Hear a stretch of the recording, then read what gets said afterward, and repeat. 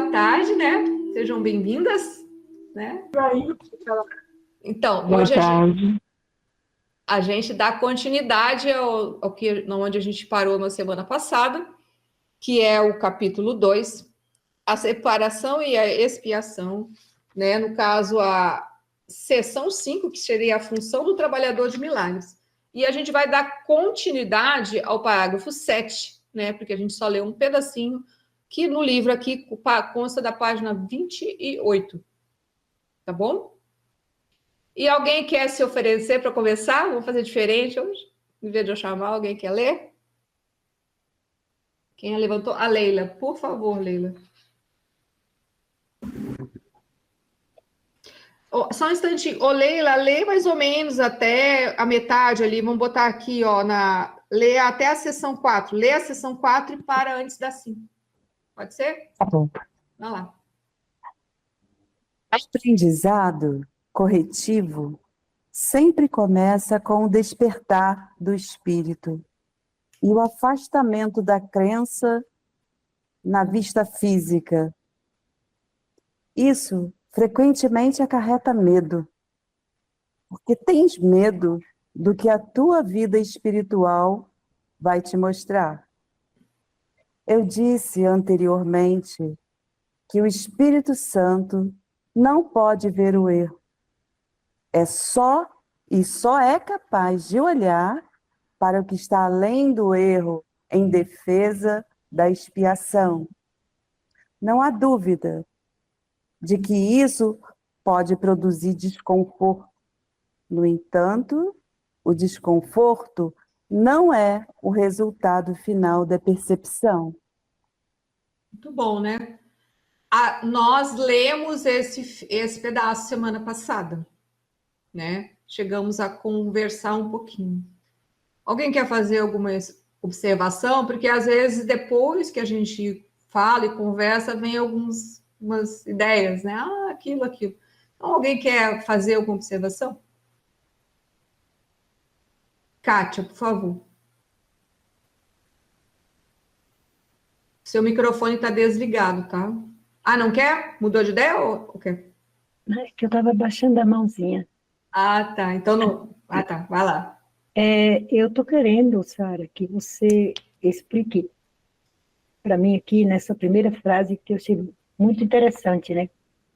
O aprendizado corretivo sempre começa com o despertar do espírito e o afastamento da crença na vista física. Você pode falar um pouco a respeito disso? Crença na vista física, né? Então, a gente já entendeu, né? Só para vou retornando, recapitulando, que tem a ideia do ego e a ideia do espírito, né? E falando de uma forma simples, mas que facilita a nossa leitura, que o corpo ele pode servir ao espírito ou ao ego. E aí a gente entende por isso que o corpo em si ele não cria nada, e, entre aspas, ele não tem um significado, ele não é algo que vá, ou seja, um corpo em si, ele não é a base fundamental, a pedra ou a base fundamental da nossa vida para mudar a nossa vida. Então, o que muda a nossa vida é quando que nós buscamos esse despertar do espírito, que é a ideia de usar tudo essas ferramentas. A mente certa, trabalhar com o Espírito Santo, ou seja, e se unindo à ideia de se unir a Deus como filho dele. De uma forma bem simples e resumida para entender. Aí você falou assim, o afastamento da vista física. Vista física.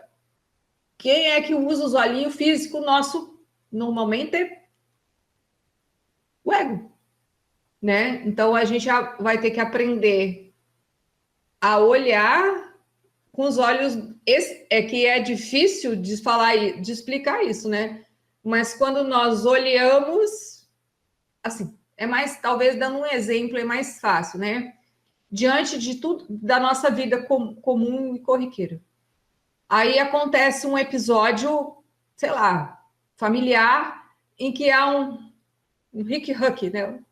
Uma briguinha, perdeu paciência, aquelas coisas que são comuns na vida quase de todo mundo, né? Bom, aí o que acontece?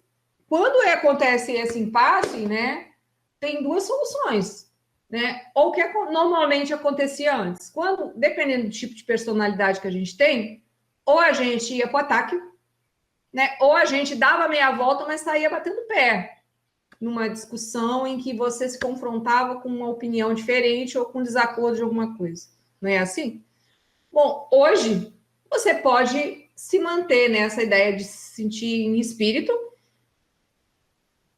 e manter a ideia de que você tem que ficar em silêncio, com a mente certa ali olhando, né? E aí que a gente vai entendendo que esses olhos, eles não decifram nada, mas algo de dentro de nós olha por uma outra percepção, né? Então, é isso que eu entendo, né? Porque, assim, vamos botar assim, se fosse uma pessoa estiver brava, né? Ela vem com aquela coisa maravilhosa para cima da gente. Antigamente, né, poriam muitas reações, mas vamos supor assim, a pessoa veio na nossa direção, você já olha para ela e fala assim, tá passada, né? Aí a gente começa. Até a gente se dar conta do tá passada, começou a percepção do espírito. Mas quando a gente começa a conversar sobre por que aquela pessoa tá passada, aí começa a ideia da vista do físico. Porque daí nós vamos pensar que ela está passada porque ela está cansada, porque ela não tem noção de nada, porque ela não deveria estar falando daquele jeito. Ou seja, aí os argumentos começam. Quando estes argumentos sobre uma situação que a gente está vivendo começam a acontecer, a gente está usando a crença na vista física. Porque são imagens, são coisas que nós trazemos dentro da nossa memória, que toda vez que alguém coloca a mão na cintura e fala alto e que não sei o que, ela tá brava, né?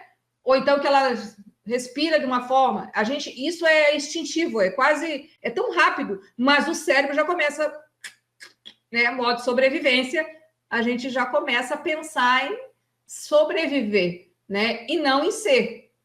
Consegue entender a diferença agora? Ou não? Tá? Quer mais alguma pergunta? Mais alguma coisa sobre esse pedacinho? Senão a gente dá continuidade. Não? Ô, Leila, então termina para nós, por favor. Daí a gente pode ir, ó. Quando se permite que o Espírito Santo olhe para a profanação do altar, ele também olha imediatamente em direção à expiação.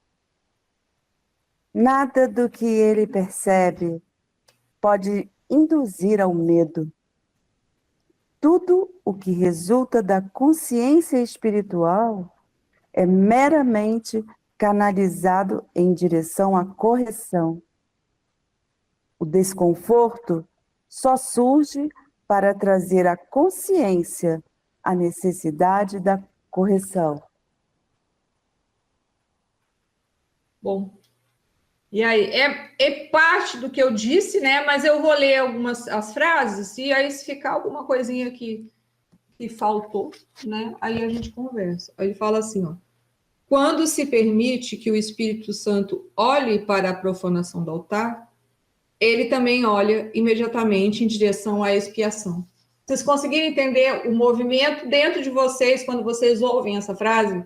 Olha só. Quando se permite que o Espírito Santo olhe para a profanação do altar, né? O altar, vamos botar assim, é a ideia do nosso coração, ou seja, do altar de Deus, do altar do Filho de Deus, ou seja, o aspecto divino em nós, né? Eu entendo assim. Pode ser que venha outra informação mais assim, porque tem algum... A gente já leu aqui o altar de Deus, né? Eu não vou lembrar muita informação, mas talvez, né, mais para frente, aí ele fala assim, ele olha, ele, né, no caso, ele é o caso, o Espírito Santo, ele fala assim, ó, quando se permite que o Espírito Santo olhe para a profanação do altar, né, ele fala assim, ele, no caso, ele está se referindo ao Espírito Santo, também olha imediatamente em direção à expiação. Você consegue entender esse movimento nessa frase? Deu certo? Não precisa... Daí ele fala assim, ó, nada do que ele percebe, no caso aqui o Espírito Santo, pode induzir ao medo. Ele falou assim, tudo que resulta da consciência espiritual é meramente canalizado em direção à correção. Daí ele diz assim, o desconforto só surge para trazer à consciência a necessidade de correção. Então, assim, pegando aquele exemplo, a pessoa veio e você falou, ela não está bem. Essa é a ideia do desconforto, porque a gente já entendeu que algo pode acontecer, né? A gente recebeu um impacto externo agora, né? De que algo vem na nossa sessão, porque também pode acontecer que a gente simplesmente sinta esse desconforto em casa sem nada acontecendo. Veio uma sensação, então assim, aí aquela ideia, chama o Espírito Santo, ele coloca em perspectiva e isso abole o medo, porque você tem como expiar isso com as ferramentas do milagre. Resumidamente, seria isso. Deu para entender? Tá. O Kátia, lê para nós o 8 inteiro, acho que é suficiente. Acho que é um trecho razoável. Tá bom. Em última instância, o medo da cura surge de uma recusa em aceitar inequivocadamente que a cura é necessária. O que o olho físico vê não é corretivo e nem pode o erro ser corrigido por qualquer instrumento que possa ser visto fisicamente. Enquanto acreditas No que diz? no que te diz a tua vista física, as tuas tentativas de correção estarão equivocadamente dirigidas. A visão real é obscurecida porque não pode suportar ver o teu próprio altar profanado. Mas, uma vez que o altar foi profanado, o teu estado vem a ser duplamente perigoso, a menos que seja percebido. Bem legal, né? Vamos ver se a gente consegue entender um pouco mais profundamente o que acabamos de ler aqui. Eu vou ler uma frase, ele fala assim, ó, em última instância, né, ou seja, é quase como se fosse assim, resumidamente, ele fala assim, o medo da cura surge de uma recusa em aceitar inequivocadamente que a cura é necessária. Eu acho que essa frase ela ficou bem clara. Ou seja, a gente está negando, ou seja, a gente ignora isso muitas vezes, né? Que a gente nega esse processo de cura. Eu entendi dessa forma. Então ele fala assim, ó, em última instância, o medo da cura, né?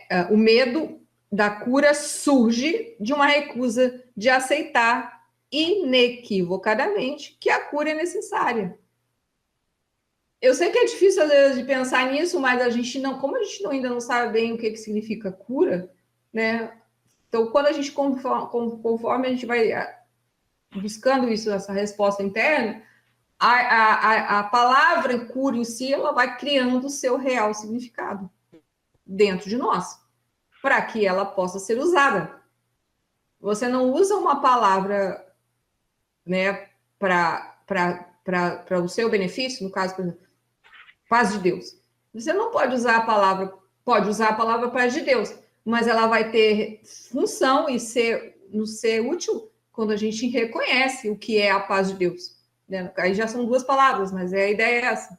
Né? Ou paz, que seja, que é mais fácil, né? Então é a mesma coisa. A cura, nós estamos entrando em contato com essa nova ideia agora.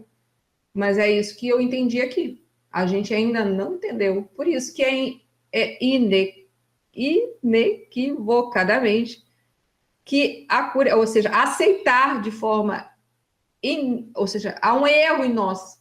A gente não consegue entender por que não aceita, nem ver por que não aceita. É mais ou menos assim no início, né? Daí ele fala assim, o que o olho físico vê não é corretivo e nem pode o erro ser corrigido por qualquer instrumento que possa ser visto fisicamente.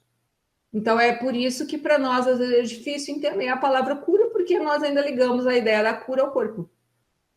Quando a palavra cura, ela transcender esse aspecto dentro de nós, ou seja, ela passar para um outro patamar, para um outro nível, para um outro nível de percepção, onde a cura, a palavra em si, ela é mais perto da verdade, entramos realmente num processo de cura.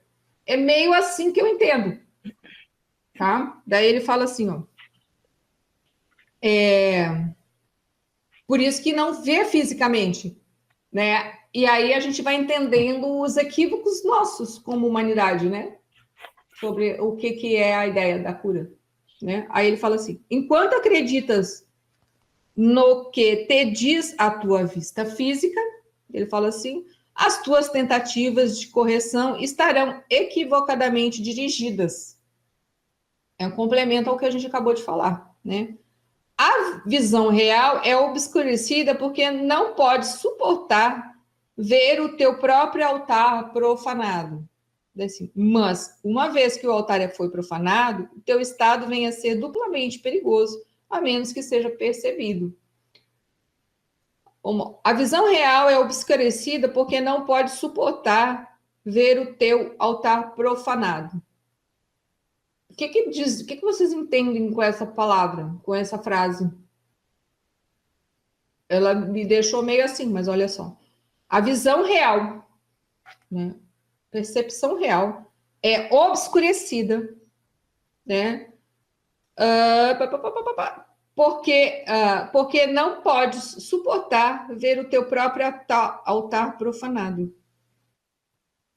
Mas, uma vez que o altar foi profanado, o teu estado vem ser duplamente perigoso, a menos que seja percebido. Assim, eu vou tentar entender da seguinte forma.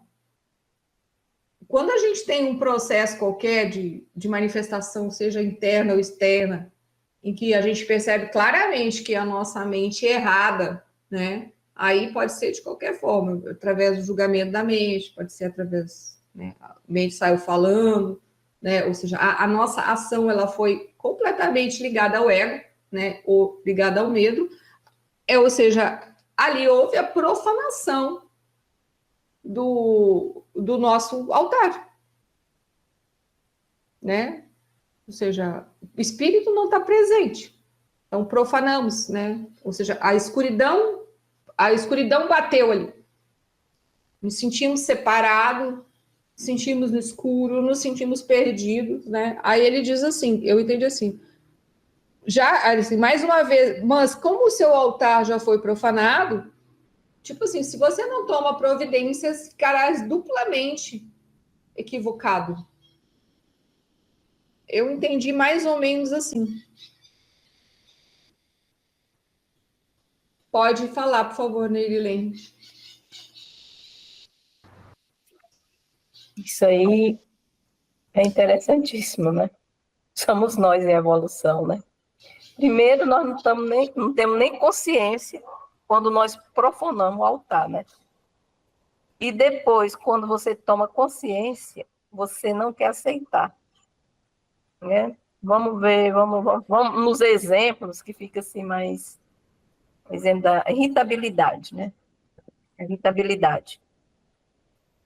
Nós sabemos que às vezes você tem a dificuldade de manter uma serenidade em certas situações, né? Então, você toma uma decisão insana, como a Sara fala. Toma uma decisão insana, deixa ser levado pelo impulso, não mede palavras, não mede ações, né? O altar foi profanado. Aí depois, passa o dia, você começa a sentir uma gastrite, começa a sentir um mal, começa a... mas por que eu estou assim? Né? Aí se alguém chegar e falar assim, uma pessoa amiga disse, ó, você anda muito irritado. Você anda muito irritado. Você não acha que essa irritação sua aí, que causou isso aí, por isso que você está com essa gastrite, ou por isso que você está nesse estresse aí, nesse estado seu, não é melhor você rever isso? Então, essa questão, primeiro é identificar, né, o erro, né? Depois, se você identifica, é a humildade para aceitar o erro, né? Para haver a correção. Não é mais ou menos isso, Sara? Eu entendi você explicando mais ou menos isso aí, não é? O que você acha? E também tem aquela coisa, né? Uhum. Que a gente tem uma segunda natureza forte dentro de nós. E às vezes a gente justifica a profanação do nosso altar. Por isso que fica duplamente, né? Assim, porque no início, às vezes a gente pode achar que pode ficar bravo ou irritado diante de um fato do acontecimento, né? E aí, como ele diz aqui, ó, ele fala assim, ó, a visão real, né? Ou seja, vamos supor, a gente já sabe, né? Por exemplo, falar da irritação, porque é uma coisa bastante comum com quase todo mundo, que eu já entendi essa ideia, que irritação ele é da mente errada. Não existe motivo algum para qualquer pessoa que queira se ligar ao seu espírito estar irritada, né? E aí, às vezes, né? E como isso é uma coisa bastante natural, né? Normal, né? Porque o natural a gente já entendeu que é o diferente, né? Mas é bastante normal no ser humano e até em nós. Às vezes a gente justifica isso, aceita isso como bom, pela visão que a gente tem.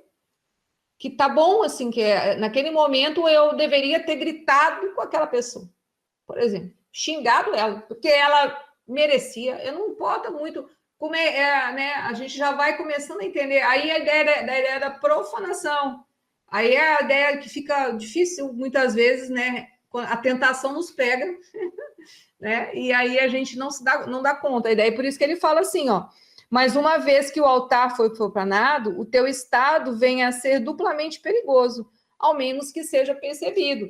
Ou seja, às vezes fica duplamente, porque você já está até vendo, mas não quer. Né? É mais ou menos assim que eu entendo. É que não é que a gente fala assim, não quer como, né? Mas aquele dia realmente foi complicado. É complicado. Né? Por isso que dá essas sensações, às vezes. Pô, eu pisei na bola de novo. Né? Então, essas coisas assim. Por favor, Kátia. Eu penso que é por isso que a palavra seja, ele escreveu num outro tipo de letra, para chamar a nossa atenção, Sim, também pode ser. né? Aí ele fala assim, a menos que seja percebido. Ou seja, é aquilo que eu mesmo falei. A gente vai indo, porque é um jogo. No início é um jogo. Vamos botar um jogo, né? É um para cá e para lá. A gente tentando, dentro de tudo que acontece dentro do nosso mundo, se tornar um ser mais ligado ao espírito. Então, no início é um aprendizado, né? E aí, às vezes, acontece isso. A gente se sente defraudado, né? Porque a gente se fez o que sempre fazia. Por exemplo, cada um tem a sua personalidade. Às vezes, a pessoa pode ter uma personalidade mais falante. Então, tudo que passa aqui, sai aqui. Né? E a gente já sabe que a maioria das coisas que está, né, não necessariamente deveria sair daquele jeito, ou às vezes nem deveria sair, né? Ou é o contrário, como ele falou, às vezes a gente só engole, né? Tanto uma coisa quanto a outra, né?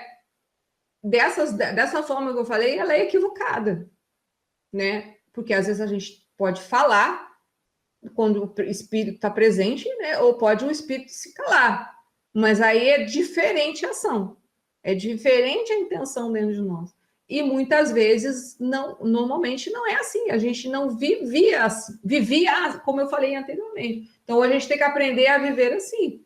Ou seja, falar usando a mente certa e também se calar usando a mente certa. Né? Deu para entender o que eu quis dizer? Né? Parece que é tudo igual, mas é muito diferente. Sara, Por esse favor. aí que você falou, calar usando a mente certa, isso aí. Realmente tem que ter uma vigilância muito grande, né? É uma vigilância muito grande, porque realmente tem momentos que você tem que usar as ferramentas, né? Para você sair do estado mental, porque às vezes você cala, mas fica remoendo, né? Fica remoendo, e essa remoção, ela dá uma vibração, ela vibra, e você não falou, mas O estado de espírito não ficou alinhado com o Criador, né? Aí é o momento, às vezes, porque não é fácil, realmente não é fácil. É hora de você, às vezes, usar uma ferramenta ali, né? Não, vai ter que usar, senão não dá conta. Senão o altar continua sendo profanado. Era isso que acontecia com a gente antes. A gente tinha essas loucurinhas nossas, né? Seja ela de falar ou não falar, né? É tudo moldado dentro de uma domesticação, tudo moldado dentro de uma mente errada, né?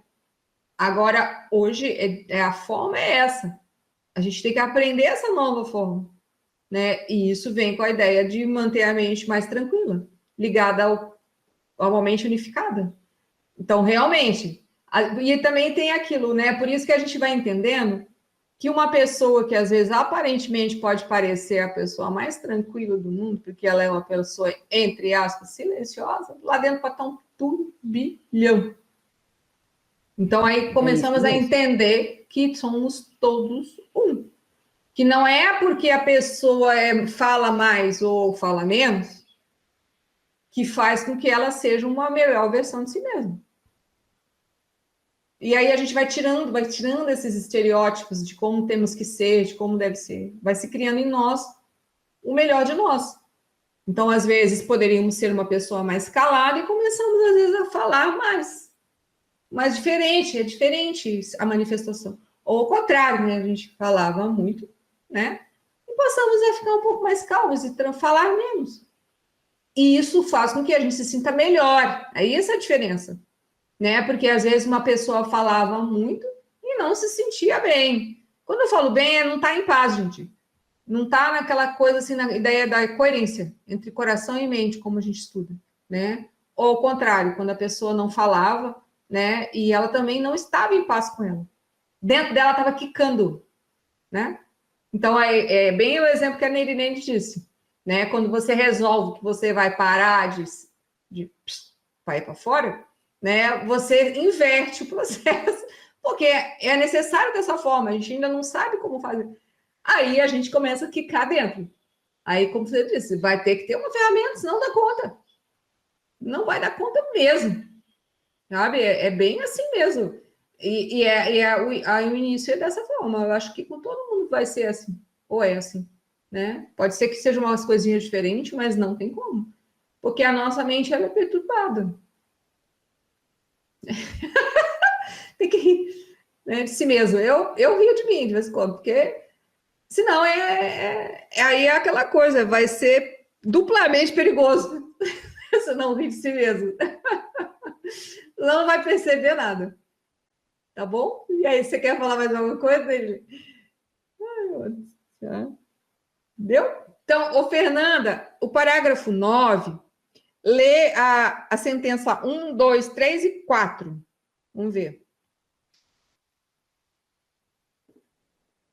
Lembra do microfone. A cura é uma habilidade que foi desenvolvida após a separação. Antes disso, era desnecessária. Como todos os aspectos da crença no espaço e no tempo, ela é temporária. Contudo, enquanto o tempo persiste, a cura é necessária como um meio de proteção. Isso assim porque a cura baseia-se na caridade, e a caridade é uma maneira de perceber a perfeição do outro, mesmo quando não podes percebê-la em ti mesmo.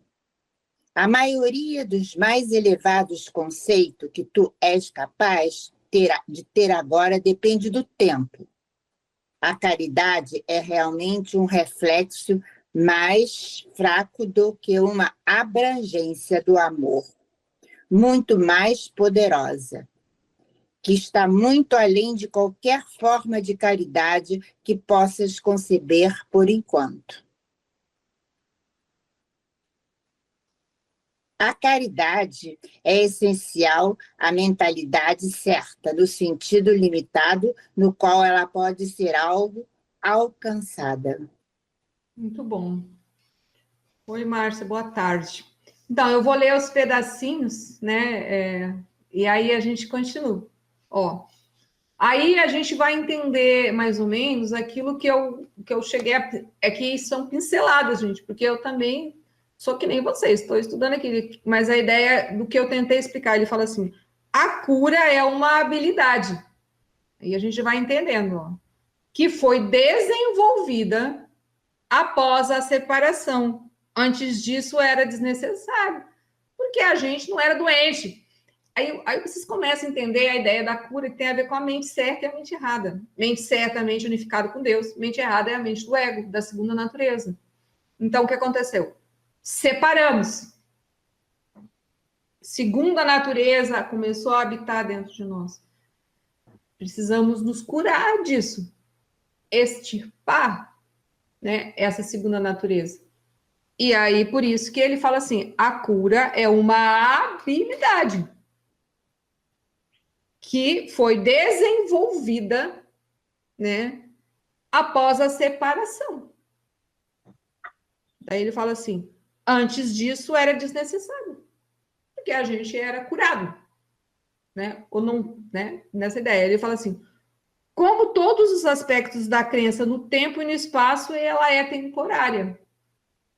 Então, enquanto a gente ainda também a ideia, que temos a ideia de tempo de vida, do mundo da forma, todas essas coisas que é aquela ideia de andar na linha, né? Início, nascemos e morremos, e tem uma linha de vida aqui. Essa linha de vida é aquilo que a gente pensa, a gente está dentro de um tempo, dentro de um espaço, que o espaço aqui a gente normalmente coloca a ideia do nosso corpo andando nessa linha, dentro de um tempo de vida. Quando a gente começar a se desvincular dessa sensação, né, que é a ideia de estar no momento presente, de estar aqui no agora, então aí o tempo some, né, e aí nós também nos separamos da forma. E aí muda o conceito, as sensações, as percepções, elas paulatinamente vão mudando dentro de nós. É assim que eu entendi. Tá? Só uma coisinha. Ô, Márcia, não sei se você está com o livro, a página é 28, tá? Daí ele fala assim, ó. Contudo, enquanto o tempo persiste, né? Ou seja, enquanto a gente ainda estiver ligado à linha do tempo, né? O tempinho do relógio, né? Ele fala assim, ó. A cura é necessária como um meio de proteção. Daí ele fala assim, isso é assim porque a cura baseia-se na caridade, e a caridade é uma maneira de perceber a perfeição do outro, mesmo quando não podes percebê-la em ti mesmo. Ô, Fernanda, lê para nós aquele conceitinho de caridade que a gente pegou, só para começar aqui, para tentar explicar melhor o texto, ou entender melhor. Caridade, a palavra caridade tem origem latina. Ela significa amor ao próximo, ajudar o próximo, ajudar o próximo desinteressadamente, generosamente. Muito bom. Então, aí pegando essa frase, né, esse significado aí, que tem vários, mas esse aí eu achei bastante interessante, aí a gente vai entendendo a ideia. Deu para entender o que a palavra falou? Por favor, Kátia. Sara, eu quero perguntar para a Fernanda se ela pode, amanhã, a hora que ela quiser e puder, né? Se ela pode escrever esse conceito lá no nosso estudo, no nosso grupo lá. Tá, posso? Porque isso é maravilhoso, né? E é por isso que eu tinha falado sobre isso, né? Porque assim, ó, contudo, enquanto o tempo persiste, né, que é a ideia de tempo de relógio aqui, né, a cura é necessária, né? Ou seja, porque a cura é uma habilidade, a gente precisa dessa habilidade, entende? É algo que se desenvolve dentro de nós. Habilidade tem a ver com isso, né? A gente cria uma habilidade, todos nós podemos criar a habilidade de tocar um instrumento, criar uma habilidade de fazer corte e costura, cozinha, construir uma casa, né? Muitas coisas, isso são habilidades, né? No caso, eu entendi aqui. Daí, eu estou falando dessa forma, né? Mas internamente também criamos habilidades, né? Mas é para entender a ideia, que isso a gente tem que aprender, habilidade, tá? Daí ele fala assim, aí ele fala assim, contudo, enquanto o tempo persiste, a cura é necessária como meio de proteção, né? Por que é proteção? Assim, alguém poderia pensar, por que a cura é um meio de proteção? Leila? Eu vejo a cura como meio de proteção porque traz à nossa consciência aquilo que está reprimido, né? Traz a nossa consciência. Essa semana eu tive uma experiência dentro do que a gente está aqui, acho que posso até citar resumidamente. Eu estava numa experiência e aí fui colocar esse amor, né, com o outro. Fui colocar esse amor com o outro. E aí me deparei com uma situação em que, de repente, eu não conseguia explicar o que a pessoa queria saber. Aí eu expliquei. Eu fui dentro de mim, tentei. Aí o ego começou, né? Aí quando o ego começou, eu falei, eu vou pedir para o professor. Eu enviei mensagem para o Marco. Marco, me ajuda, porque eu não sei como auxiliar, orientar essa pessoa, entende? Então, naquele momento, eu vi assim, eu estava num ato e estava ali, mas foi nítido isso que a gente viu agora, porque foi brotando assim em mim, que eu senti que eu estava ficando irritada, me julgando, me criticando, porque eu não estava conseguindo passar para o outro, e que falei para outra pessoa, de repente, é super simples. Aí eu falei, dentro do que ele estava querendo entender, eu falei, vou chamar o professor e tudo bem. Então, acho que isso é super importante, porque naquele momento, dentro de mim, eu estava assim, numa ação, atitude desse amor. Mas lá dentro de mim, ao mesmo tempo, mostrou, olha aí, percebe isso. Existe dentro de você essa impaciência, essa irritabilidade. Eu vim para casa tão irritada, me julgando e criticando, sabe? Que incompetência, hein, Leila? Sabe isso? Foi incrível, muito importante isso. Ou seja, você estava completamente desprotegida. Porque você não estava conseguindo usar a sua habilidade de cura. E é isso que a gente vai vendo os entraves que vai acontecendo. Então, aí a gente, às vezes, vai cheio de amor para dar, ou com as melhores das intenções, chega lá, dá errado. E aí a gente se dá conta que o altar foi profanado. Aí é nessa hora que a gente tem que se lembrar, né, de que a gente está profanando o altar. Né? Senão, se a gente não perceber ou não fizer algo, ele vai ser profanado. Né? E aí acontece alguma dessas reações que você disse, eu me senti irritada, não lembro a outra palavra, né? E isso foi sempre assim, né? Antigamente, provavelmente, se você encontrasse 10 pessoas que nem essa na rua, seja qual for o motivo, você ia voltar para casa sentindo assim. Hoje em dia, já não. Agora você já encontra alguns, só, não todos. Vocês conseguem entender a ideia do que eu estou falando? A forma que a gente vai mudando a nossa visão, de forma de nos relacionar. Então, você aprendeu alguma coisa com aquilo ali. Então, você já sabe que da outra vez vai ter que ser diferente a forma que você vai ter que ir até ali. Como vai ser, eu não sei. Né? Normalmente, a gente não vai saber mesmo, a gente só vai saber na hora. Que cada hora é hora. Né? Deu ou querem continuar? Posso falar? Ô, Sara, Pode falar, por favor, Márcia.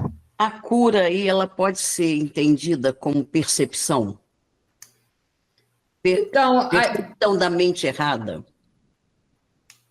é que aqui, ó, aqui é que você chegou um pouquinho depois, porque você já estava aqui no 9, quando estava, né?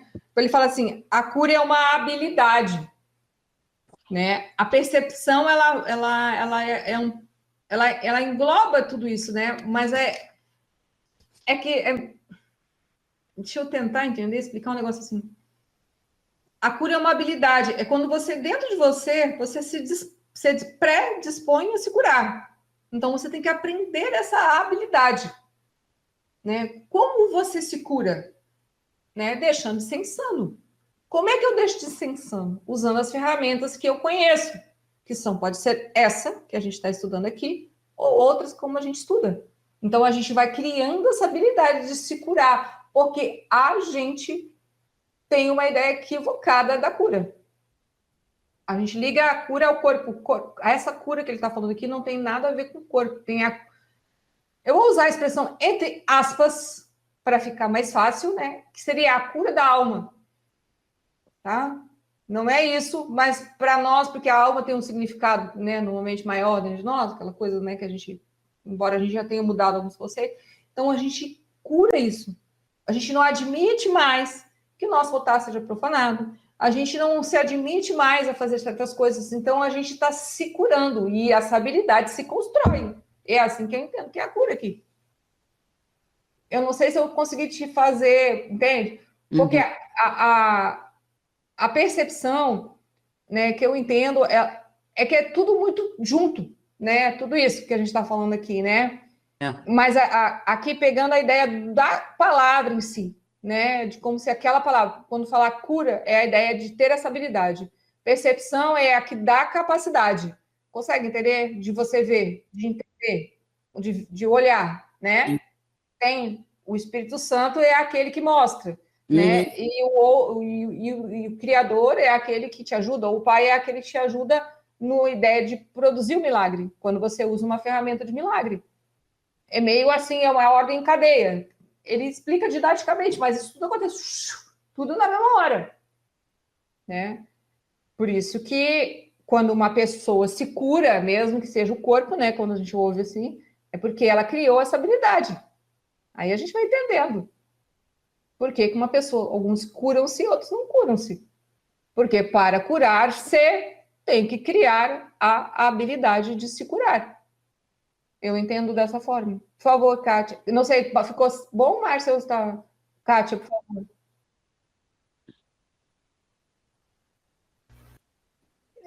Quando você estava explicando, sabe o que veio para mim assim? Não veio nenhuma situação, né? Mas é como se tivesse vindo alguma coisa. Estava vindo alguma coisa assim, então, aí veio para mim assim, quando começar a doer, você está começando a se curar. E você vai precisar fazer diferente. Porque assim, né, você no começo da aula você estava falando, aí a gente está aqui de boa na casa da gente, a pessoa chega, já tirando as conclusões dela e vai emendando uma coisa na outra. Então, isso significa quando começar a tocar, né, doer, né? Porque você hoje não penteou o cabelo, Kátia, entende? Tá entendendo? Eu vim te visitar e teu cabelo tá assim, todo bagunçado, tá entendendo? Aí, Kátia se milindra com isso. Então, esse milindre, né, esse doer que eu tô falando, é assim, é um sinal dizendo, não é por aí.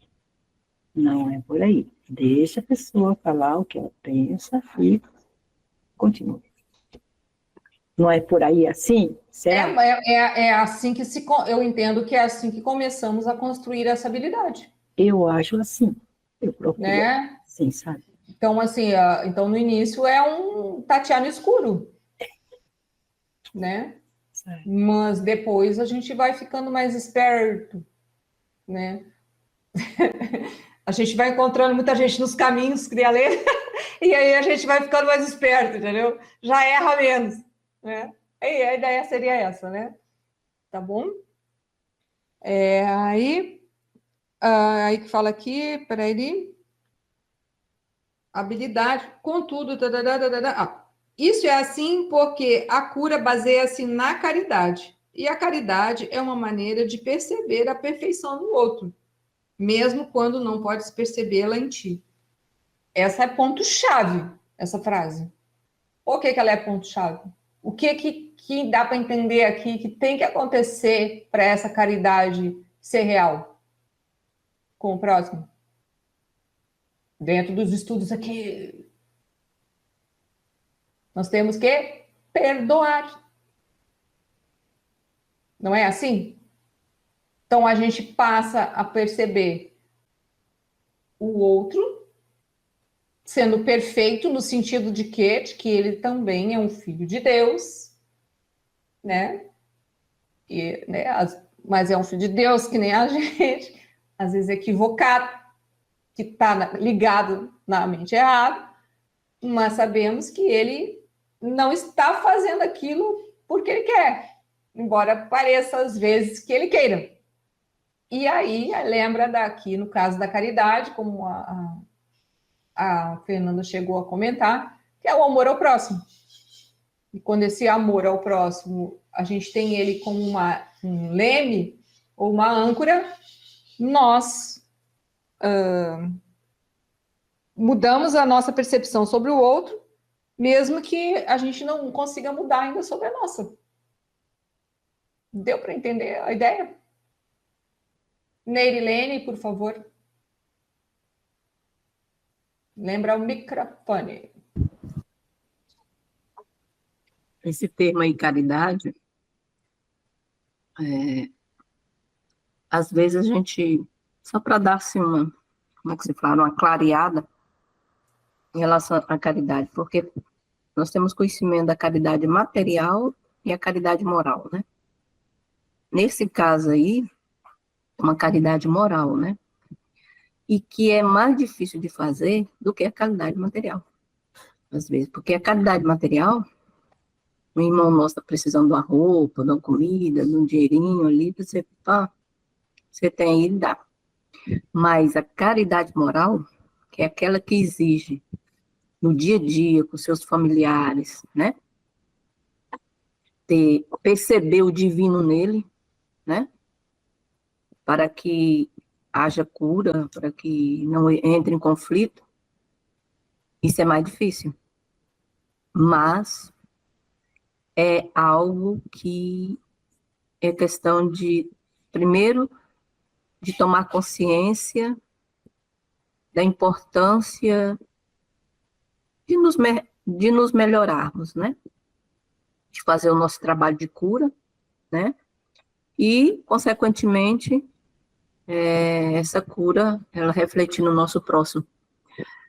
E se a gente não tiver essa consciência e essa força de vontade de querer, eu quero melhorar, eu preciso, meu nível de paciência tem que aumentar, meu nível de compreensão tem que aumentar, meu nível, né? O que a gente estiver precisando tem que aumentar. E isso, primeiro, é uma caridade para com você mesmo, né? Você está se amando. Quando você toma essa posição, você está se amando, porque assim você se alinha, você não cria tanta doença para você, né? Porque nós estamos, como a Sara falou assim, que é a doença do espírito, da alma, um termo grosseiro, grosseiramente falando, né? Então, você se cura, aí sim, quando você está alinhado, aí sim, você tem condição de curar o outro, certo? Então, isso é um trabalho constante, né, do nosso dia a dia, é algo, como que se fala, que não tem jeito de você fugir, né, é algo que você vive na sua família, você vive em trabalho, você vive, e a vida e Deus quer isso de nós, né, o Criador, é essa caridade constante consigo, o amor a si e depois ao próximo, porque às vezes, deixa eu falar uma coisa aqui, já tocando na caridade, porque às vezes nós somos muito caridosos com os outros, a gente faz direitinho, ajuda o outro, você é sensível com a dor do outro, tudo, mas você esquece de você mesmo, você esquece, eu falo, meu Deus do céu, olha o sentimento de inveja aqui dentro de mim, olha o sentimento de rancor aqui dentro de mim, olha o sentimento de irritabilidade dentro de mim, então, quando nós começamos a observar isso dentro de nós, que sabe que isso corrói a nossa alma, né? Impede a nossa evolução, nossa libertação. Então, quando você acorda para isso, aí Esse é o primeiro passo. Aí você vai mostrando a caridade para você mesmo, o amor para com você mesmo. É o trabalhar isso, né? Essa cura. Então, o que eu queria deixar ali sobre essa caridade moral, né? Que isso aí é uma caridade moral em relação ao nosso próximo, e a caridade para conosco mesmo, né? Que nós estamos aqui não é para consertar ninguém, é só para consertar nós, né? Estamos aqui para consertar nós. E nós consertando nós, naturalmente, o que vai vibrar, você ajuda o outro também a evoluir, né? É mais ou menos isso, não é? O que vocês acham? Só daí eu vou ler esse para complementar o que você falou, porque eu acho que aí essas últimas frases vai fechar o seu comentário. Ele fala assim, ó, a maioria dos mais elevados conceitos que tu és capaz de ter agora depende do tempo. Daí ele fala assim, a caridade é realmente um reflexo mais fraco de uma abrangência do amor, muito mais poderoso, que está muito além de qualquer forma de caridade que possas conceber por enquanto. Mas é que ele está dizendo assim, que a caridade, até talvez por conta de que existe essa ideia da forma, né, e a gente consegue entender essa troca, é o que mais perto nós conseguimos agora, que a caridade é um pequeno reflexo desse amor. Então, eu entendi dessa forma. Daí ele fala assim, ó, a caridade é essencial à mentalidade certa, no sentido limitado no qual ela pode ser alcançada agora, né?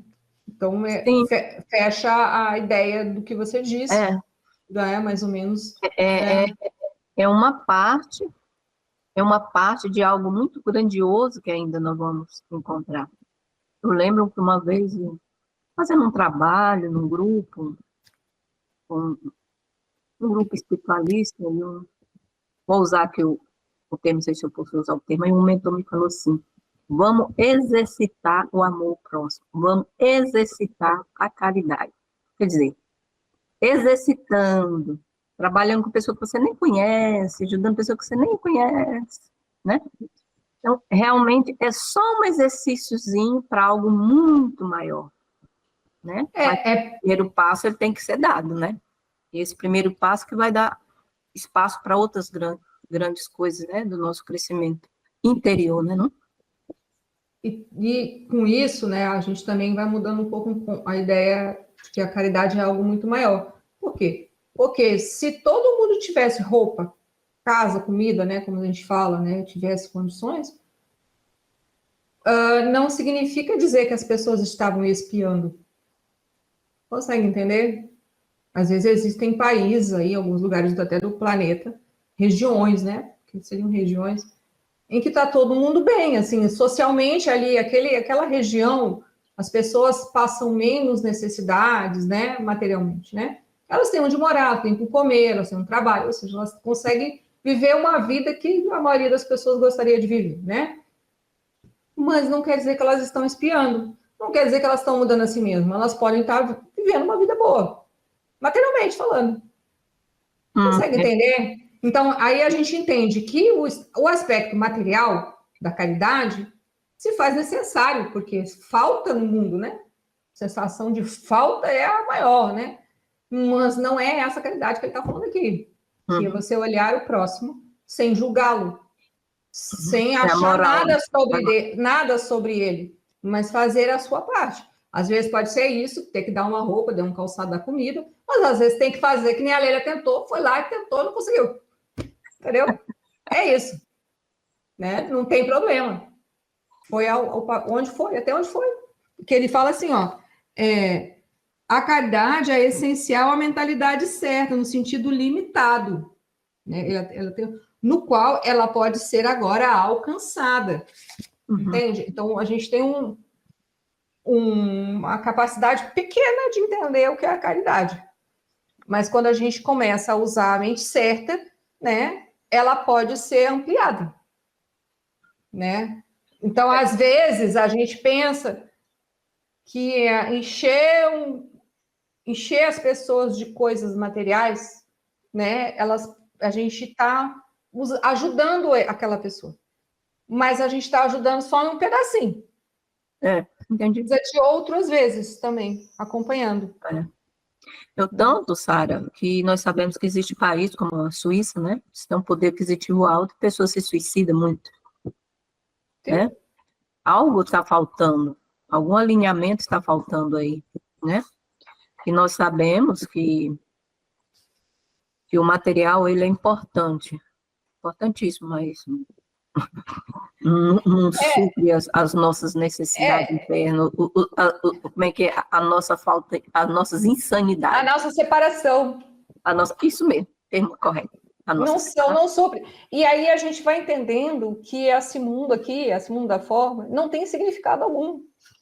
Consegue entender? Eu não estou falando que é bom morar num lugar, né, onde tem muita falta. Não é isso que eu estou... Como se dissesse, então tudo bem, então todo mundo que sente, né? Não, o que eu estou querendo dizer é que a gente vai vendo que a forma, ela não tem o significado que nós damos para ela também. Né? Então, esse corpo aqui, ele tem que ser habitado pelo espírito, ele tem que passar pela linha do tempo, né? Por essa linha da vida, né? No tempo linear, mas ser bem usado. A ideia é que deixar de se sentir separado. É porque nós costumamos nos perder na forma, né?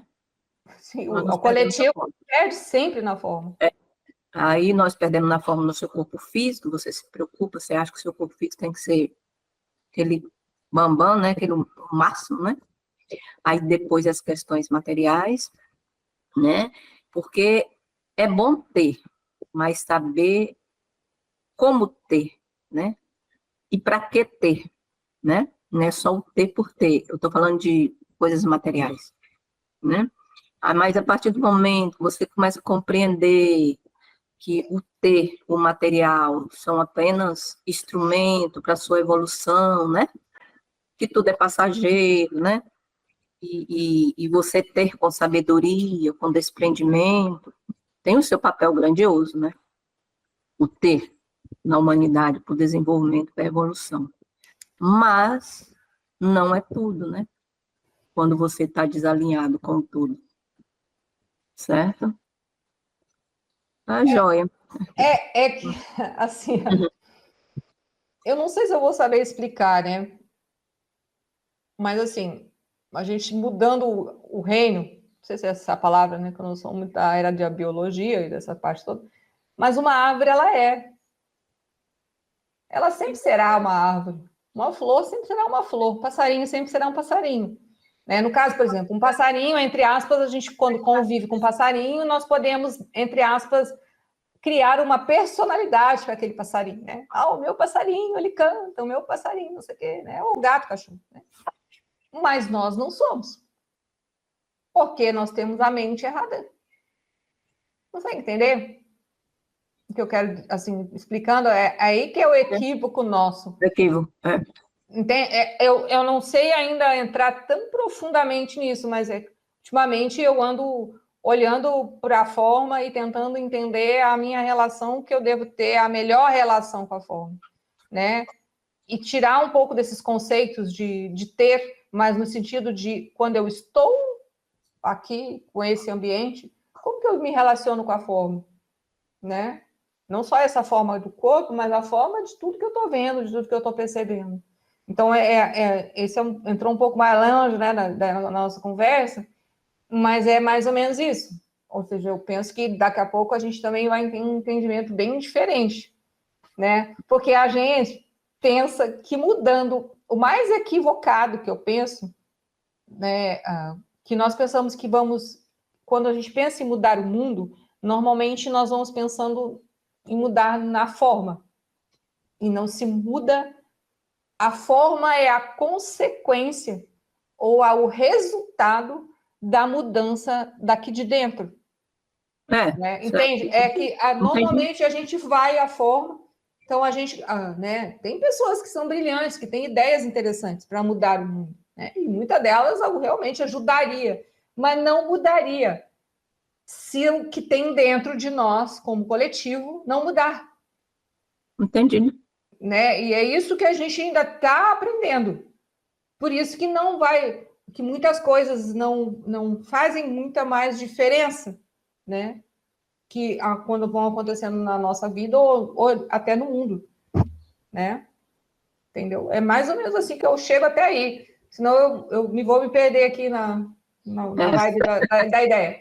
Tá bom? Tá certo. Eu vou ler mais um pouquinho, né? E aí a gente vai terminar. Ó. Vou ler só um pedacinho aqui, ó. A caridade é um modo de olhar para o outro como se ele já estivesse muito além de suas realizações fatuais no tempo. Como o seu próprio pensamento é faltoso, ele não pode ver a expiação para si mesmo, ou não teria nenhuma necessidade de caridade. A caridade que lhe é conferida é tanto uma admissão de que ele necessita de ajuda, quanto um reconhecimento de que vai aceitá-la. Em duas percepções, claramente implicam uma independência em relação ao tempo, fazendo com que seja evidente que a caridade ainda está dentro das limitações desse mundo. Eu vou ler esse pedacinho, né? Não terminei, eu não vou terminar, senão a gente vai longe demais. Aí ele fala assim, ó. A caridade é um modo de olhar para o outro como se ele já estivesse muito além de suas realizações fatuais no tempo. Tem que vocês entenderem. Aí, sei lá, eu entendi assim, gente, né? Pegando o exemplo que a gente já conversou no início. A pessoa vem daquele jeito, né? Como eu digo, virado, girar em sua direção. Aí você fala assim, a caridade é um modo de olhar para o outro, ou seja, a pessoa está vindo, né? Aí vem aquele tan, né? Lá vem ele, lá vem ela, né? Porque tem umas pessoas que a gente convive que são assim, né? Aí você fala assim, como se ele já estivesse muito além de suas realizações fatuais no tempo, ou seja, você não vai olhar a insanidade da pessoa. A caridade é isso. Aquilo não existe. Quando eu falo não existe, é no sentido de que você está presente em espírito. Então você sabe que a pessoa está insana, ela não está usando a mente certa dela. Ele fala assim: como o seu próprio pensamento é faltoso, no caso da pessoa, ele fala assim: ele não pode ver a expiação. Ele não vai pensar em expiar nada, ele não vai pensar em corrigir o erro. Ele fala assim: para si mesmo, ou não teria nenhuma necessidade de caridade. Então, é por isso que a gente amar ao próximo como a si mesmo. Porque você, muitas vezes, esteve do mesmo jeito e da mesma forma que aquela pessoa que veio em sua direção, agindo daquela forma equivocada. E aí você se lembra. Aí você lembra da caridade. Né? Aí ele fala assim, ó. A caridade de que lhe é conferida é tanto uma admissão de que ele necessita de ajuda, no caso próximo, né? Quanto um reconhecimento de que vai aceitá-la. Então, ou seja, é uma troca. Não quando você fica em presença do Espírito, você chama o Espírito Santo, usa uma ferramenta de milagre. Diante de um fato e acontecimento desse tipo, você está contribuindo. Você está se auxiliando e auxiliando o próximo.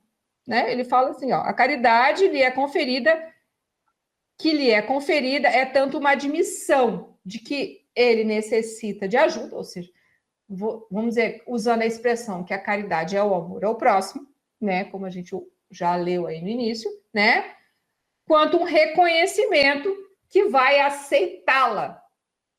Eu entendo quem aceita é você, esse reconhecimento. Aí ele fala assim, essas duas percepções claramente implicam em uma dependência em relação ao tempo, fazendo com que seja evidente que a caridade ainda está dentro das limitações desse mundo, né? Então, o tempo é dentro daquilo que está acontecendo aqui, naquele momento ali. Eu entendo assim.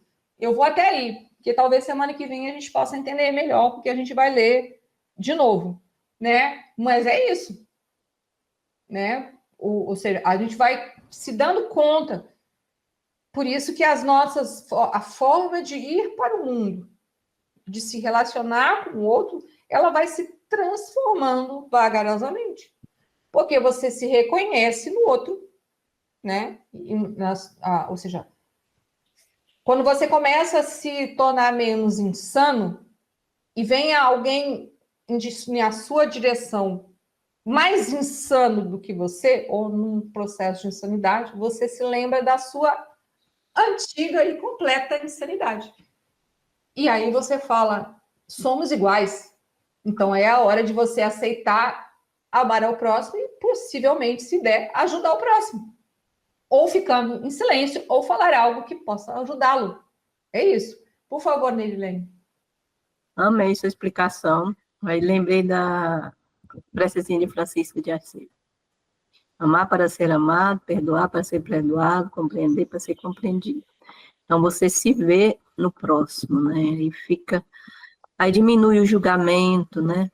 Diminui muito o julgamento. E eu adoro isso que ele falou aqui. Ele falou, eu pelo menos penso isso, né? Aí você fala assim, ele fala que é isso que eu entendo. Quer ver? Que ele fala que passamos a perceber...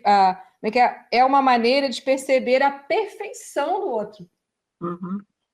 O outro se torna perfeito. Porque você é igual a ele. Entende? A gente vê a imperfeição do próximo porque nós nos comparamos com o próximo.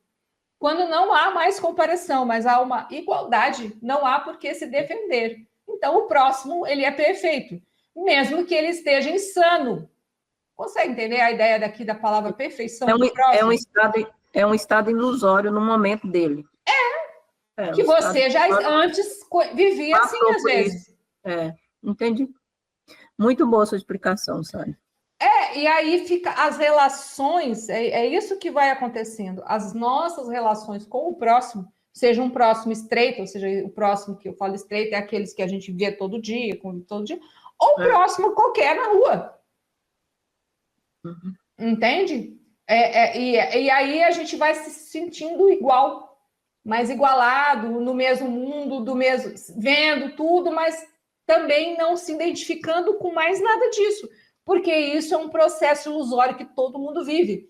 Então, a gente tenta sair da ilusão, tenta ensinar o próximo a sair dessa ilusão, né? E é isso, né? Através disso que nós estamos conversando aqui, ou outras pessoas têm outras formas, né? Porque esse ensinamento de que a gente tem esse problema na mente, né? Botando assim, ele é milenário, né? Ele é falado já há milhares de anos. Né? Tem escrituras aí antiguíssimas, né? Que às vezes não fala exatamente como dessa forma aqui, mas fala que o problema está aqui, né? Incrível, Sara, que às vezes o medo impede a gente ver o próximo da forma que você está falando. O medo atrapalha. Incrível. E aí, mas como nós já temos consciência, aí você pede Espírito Santo, usa uma ferramenta, né? Para ir trabalhando. Porque quando você vê o próximo em certa situação, você fica, meu Deus. Te entendo. Só Jesus na causa, só o divino. Mas isso se vence, assim, pelo menos eu entendo assim. Indo e errando e acertando. Não, o errando aqui é no sentido de que você, às vezes, não consegue a impecabilidade, mas quanto mais você tentar a sua impecabilidade, né, daquilo que você conhece, um dia você acerta. E nesse dia, por incrível que pareça, quando acontecer um fato qualquer com uma pessoa, normalmente não começa as primeiras com as relações mais estreitas, né? Você vê ela perfeita. E aí você fala, maravilha! Acabou os problemas. Entendeu? Porque é o que acontece? Quando você... Eu já te chamo, Leila. Quando você não tem mais nada na sua mente, que nem a gente estudou esses dias, né, que a gente coloca uma moldura em volta de uma pessoa, ou como se a gente tivesse um quadro dela. Quando esse quadro estiver em branco, acabaram. Você é você e ela é ela. Não há mais... Porque o maior problema nosso, pelo menos é assim que eu entendo, nós temos um quadro da pessoa X, né, que pode ser um quadro com bons valores ou com não tão bons valores, mas vamos botar que é meio a meio, né? Então, os bons valores, ótimo, mas os maus valores estão lá no quadro. Quando você vai conversar com ela, os maus valores te acompanham. E quando esses maus valores, ou seja, nenhum valor tiver no seu quadro, ela é quem é. E a relação não tem ataque, não tem medo, porque é a pessoa. Entenda, nós atacamos, né? Porque temos medo. E a pessoa. Então, o que acontece? Nós estamos com medo, e quando vamos na direção da pessoa, né? Estou usando. Nós nos transferimos esse medo na conversa. E a pessoa se sente atacada. Entende? Uhum. Aí, Não, quando ela se entendo. sente atacada, ela reage. E aí começa a guerra. É assim Aham. que uma guerra começa, né? É. Ou seja, quando não há mais ataque, não tem do que se defender, porque você é você, ela é ela, acabou a guerra. Incrível. Sabe o que que eu lembrei? Eu lembrei de uma coisa. Você falou, quando a gente tiver a capacidade de ver o outro, né? Da forma mais pura possível, né? Mais ou menos isso a ideia. É como Cristo viu a mulher, a adúltera, né? Lembra lá? Aí chegou o cara, mestre, ela é uma adúltera. E ele falou, quem é que não tem pecado? Né? Quer dizer, todos tinham. Só que tem que o Cristo ver a essência dela. Né? Viu o que ela tinha de melhor dentro dela. Sabia que aquilo era ilusório. Então, realmente como é que se fala? É questão de trabalhar na nossa mente, os nossos sentimentos. E o termo que ele usa aí no livro, como é que é? Até que a Márcia Lacerda questionou. Termo que a gente, habilidade, né? Criando habilidade, né? De ver o nosso próximo como realmente ele é, uma essência divina, né? Não criar um quadro dele. Não é Não, isso? e primeiro o quadro que tem que desaparecer é o nosso, Uhum. tá? Então, esse quadro interno que nós descrevemos e tudo, é por isso que fala que começa em nós e vai para o próximo. Então, quanto mais a gente apagar esse quadro sobre nós, né? A ideia que temos sobre nós mesmos, mais a gente consegue ver também o quadro do próximo em branco. Certo, tá certo. A Leila quer falar. Por favor, Falar Leila. com esse carinha dela lá. É só um posicionamento que me veio aqui. É assim, é o medo. Eu tenho assim um entendimento aqui dentro de mim que é um medo, Sara, da gente ser quem a gente é. Nós temos medo de ser quem a gente é, né? Porque vem um ego e vem a mente de um monte de coisa que aí vem, né, a preocupação, como é que vai ser visto. Aí engloba uma série de fatores. Mas o foco está ali, assim, nós temos medo da gente se apresentar sendo quem a gente é de verdade, porque nem a gente sabe, né? Então a gente tem até medo. Como que é isso? É assim, gratidão. Eu penso o seguinte, é que assim, a gente é um ser meio escurinho, né? Escurinho no sentido de pouca luz, né? Então, como a nossa natureza ela é egóica e ela é de pouca luz, a gente tem medo da luz. Esse é o medo. Então, que negócio. Penso eu assim, na minha imaginação, tenho, né, estamos aqui no meio. Então, esse lado, a gente está desse lado e tem a luz desse lado. Então, a gente está, quando está separado, né, quando está no momento alucinado, a gente está completamente na escuridão. O que acontece hoje? A gente está se permitindo conhecer a nossa própria luz e conhecer a luz, que é a ideia do divino, do ser, né? Então, é aquele negócio, né? Aí a gente coloca a mão, ilumina a mão, né? Como se a gente fosse pegar partes de nós, né? Ou ficar botando o corpo, né?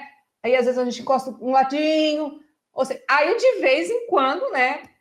Assim, há um rompante, a gente meio que vê uma luz, a gente volta correndo, né? Que nossa, né? Aquilo ali é apavorante. É porque a nossa mente ela está tão equivocada que a luz é o contrário. Por isso que a gente vê ao contrário, né? Assim, a gente, né, vamos dizer assim, somos ferinhas, né? Não anjinhos, para não usar termos mais assim. Então, assim, para a gente entender, é por isso que dá esse baque. Aí é um ir e vir. Então nós temos que nos acostumar com a luz. E isso porque a gente está acostumado a viver nas trevas, separado. É essa habilidade. A cura faz parte disso. Deu para entender? É muito doido, é um movimento, né? Essa é a incoerência, entende? Isso é a incoerência. A coerência, ela é aberta. Você está. Então, não tem um ir e um vir. Você não está se sentindo em perigo.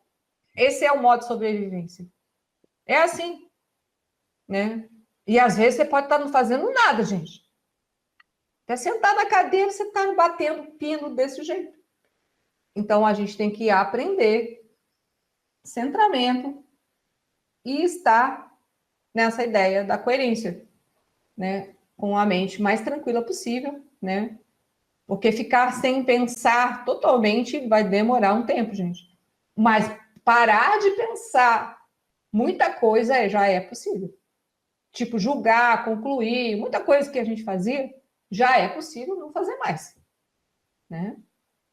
Tá bom? Mais alguma pergunta? Mais algum detalhe, alguma coisa? Porque daí a gente vai encerrar, porque já passou um tempinho aqui.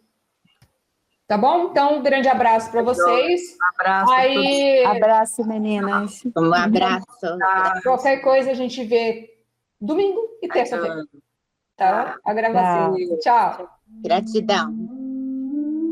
Gratidão.